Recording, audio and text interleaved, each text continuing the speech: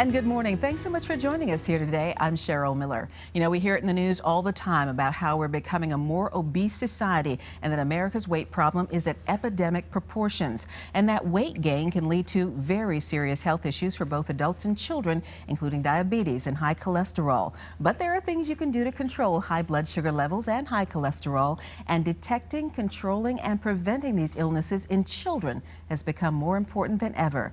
Richmond Dr. Tara Dahl joins us this morning to talk about it. Give us some tips. Good morning, doctor. Good morning. It's a pleasure to be here. Good to see you. We're hearing more and more about type 2 diabetes in children. It used to be that they just had what was called juvenile onset or type 1, and type 2 was called adult onset, but now we're seeing it more and more in children. Why is that? Well, the obesity epidemic has really driven that significantly. So we used to see in children, most children would get the genetic disorder where your pancreas begins to fail and you have to be on insulin therapy. And that's almost always what children had. 20 years ago, the vast majority of diabetes was that type. But now we're finding that actually the vast majority of diabetes now in children, and really adults under the age of 32, is actually type 2 diabetes, which we used to call adult onset. We can't call it that anymore.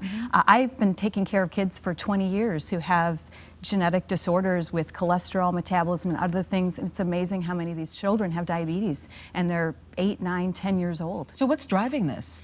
Well, I think that the fact that we're eating a lot of processed foods, we've focused a tremendous amount on fat over the last 20 years, thinking we need to be on low-fat diets.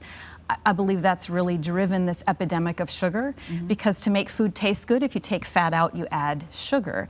And so children in particular are consuming large amounts of sugar in what they drink. Obviously, sodas and even health energy drinks have a lot of sugar in them. So we're consuming a tremendous amount of sugar.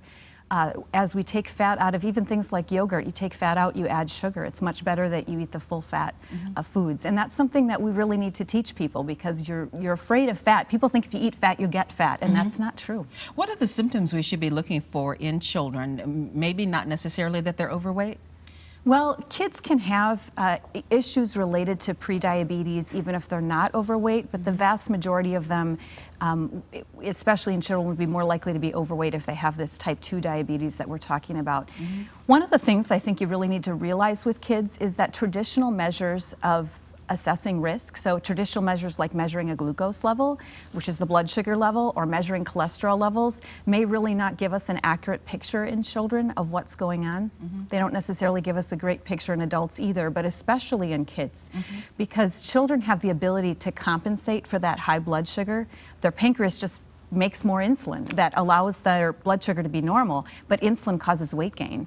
So there's this cycle that happens.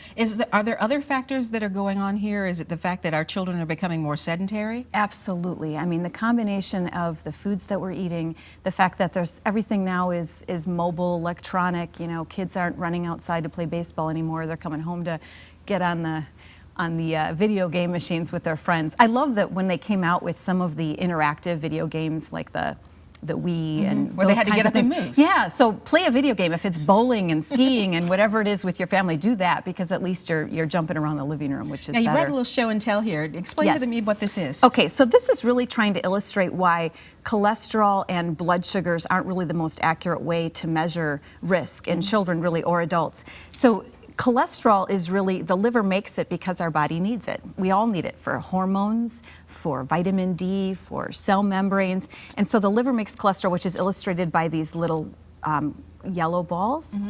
And then the kind of greenish colored balls are what we call triglycerides. And we need triglycerides for energy. And when we eat sugar, we actually make more and more of those triglycerides. But anyway, these are made in the liver, and then what happens is the liver packages it into these particles.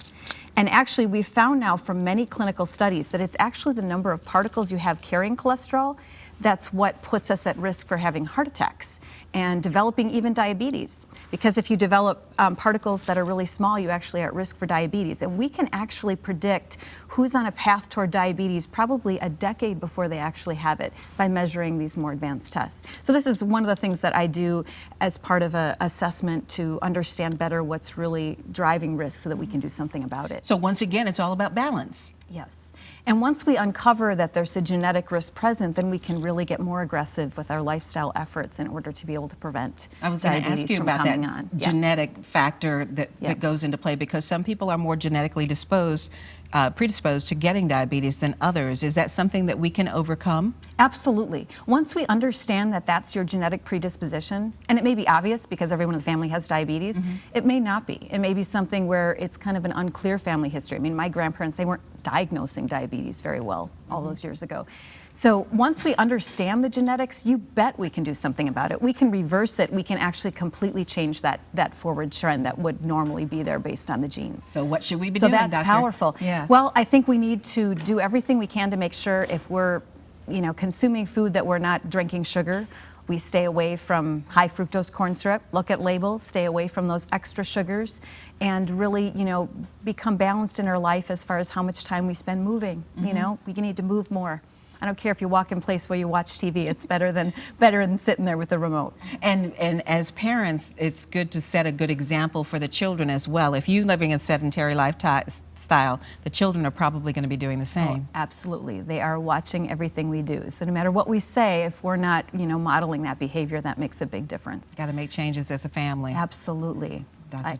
Tara Dahl, thank you so much for joining us You today. bet. Thank you so much, Cheryl. You're very welcome. And if you'd like more resources on diabetes and high cholesterol, just visit our link at the website, WTVR.com/VTM.